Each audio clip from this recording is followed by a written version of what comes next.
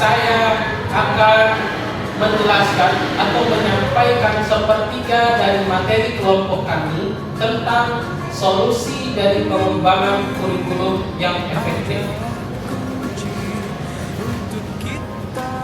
Solusi pengembangan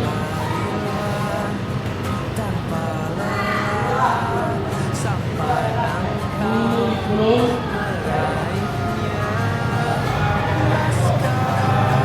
yang efektif. Di sini ada beberapa poin yang harus kita bahas dalam solusi dari pengembangan kurikulum yang efektif.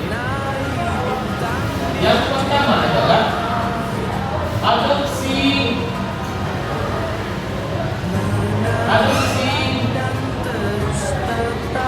kurikulum yang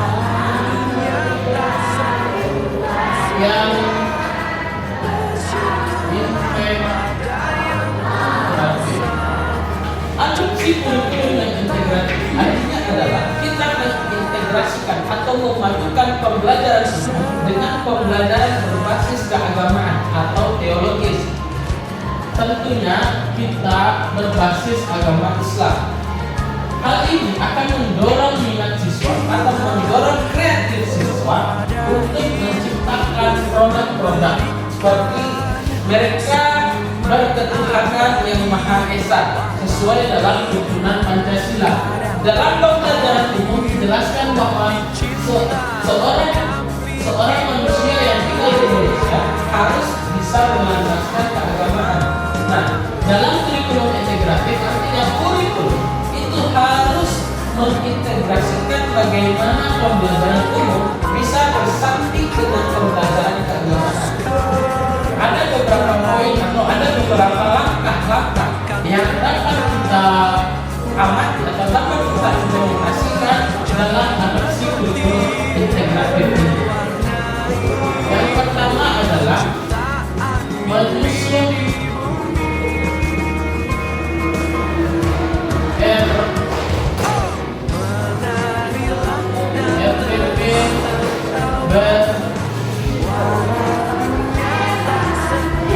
berbasis integrasi.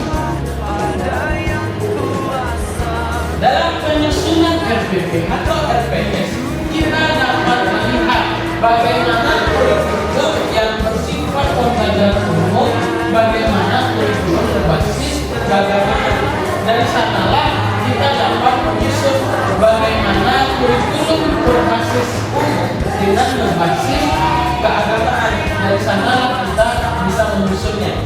Nah, dalam penyusunan ini, guru berperan aktif dalam penyusunan RPP ini. Guru tidak hanya hadir dalam implementasinya saja. Yang kedua adalah yang kuat dalam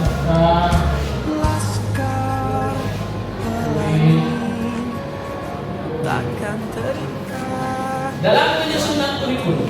Tentunya dalam menyusun kurikulum ini harus ada kerangka kurikulum terlebih dahulu. Jadi dalam penyusunan kurikulum kita harus membuat kerangka kurikulum ini. Apabila kurikulum itu bisa diintegrasikan dengan kurikulum pembelajaran umum. Nah, yang ketiga elaborasi kita itu diharuskan mengkolaborasikan kurikulum tersebut.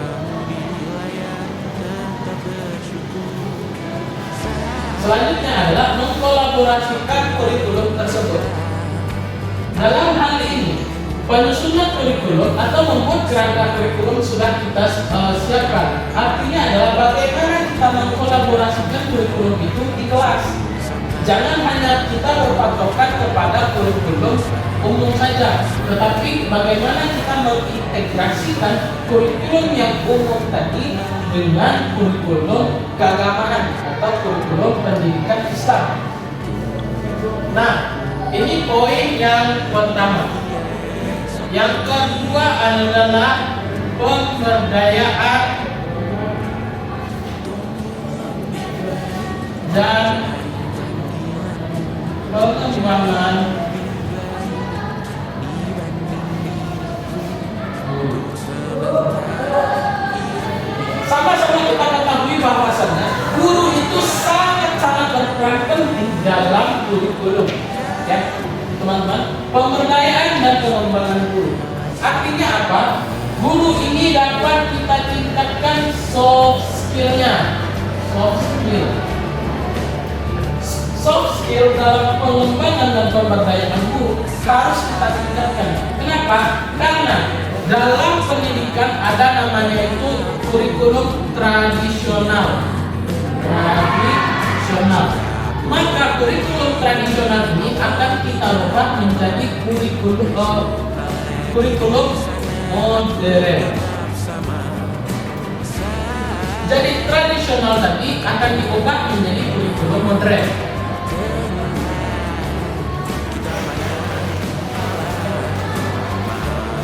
Selanjutnya adalah keterlibatan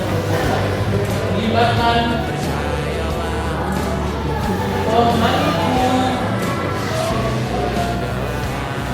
kepentingan sekolah.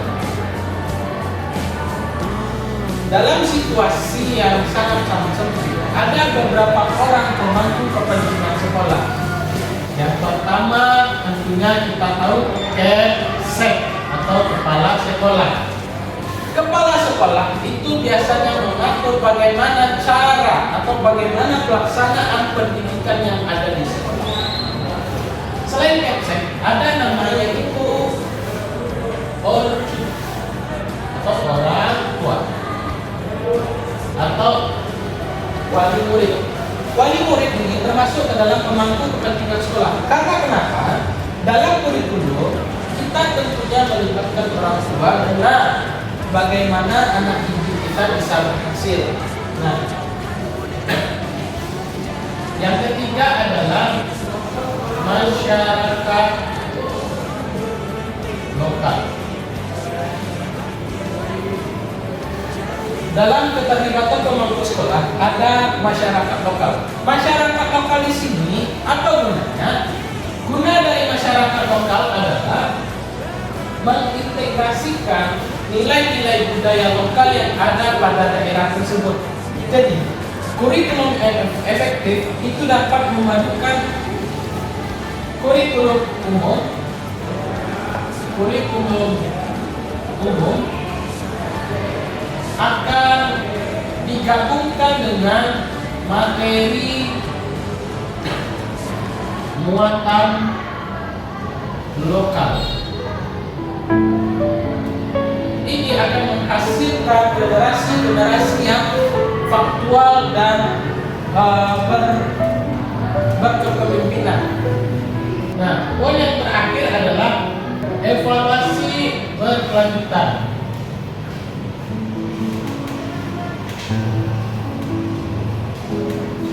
Dalam solusi pengembangan kurikulum yang efektif tentunya ada evaluasi. Evaluasi ini mencakup apa-apa saja. Pertama, evaluasi tentang model kurikulum. Model-model kurikulum yang telah dibuat itu akan dievaluasi semuanya. Biasanya dalam sekolah-sekolah ada rapat 3 bulan sekali kah, atau 6 bulan sekali kah, atau bahkan 1 tahun sekali. Ini akan menghasilkan namanya kurikulum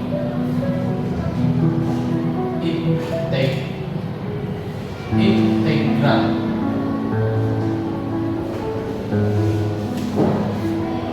Evaluasi ini harus berkelanjutan. Kenapa?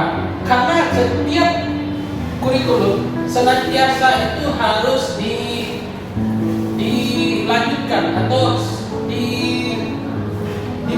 diberikan kesinambungannya. Agar apa? Agar kurikulum-kurikulum yang telah dibuat atau materi-materi yang telah dibuat dapat diimplementasikan oleh anak didik kita. Jadi sebagai kesimpulannya adalah solusi dari pengembangan kurikulum yang poin. Yang pertama ada di situ kurikulum integratif, yang kedua pemberdayaan dan pengembangan guru, dan yang ketiga tadi ada kepentingan pemangku kepentingan sekolah, dan yang terakhir adalah evaluasi berkelanjutan. Nah, ini semuanya sangat-sangat penting diterapkan dalam penyusunan kurikulum integratif dan efektif itu. Mungkin ini saja materi yang dapat saya sampaikan. Kalau terlebih dan terkurang mohon maaf. Billahi taufik wal hidayah. Assalamualaikum warahmatullahi wabarakatuh.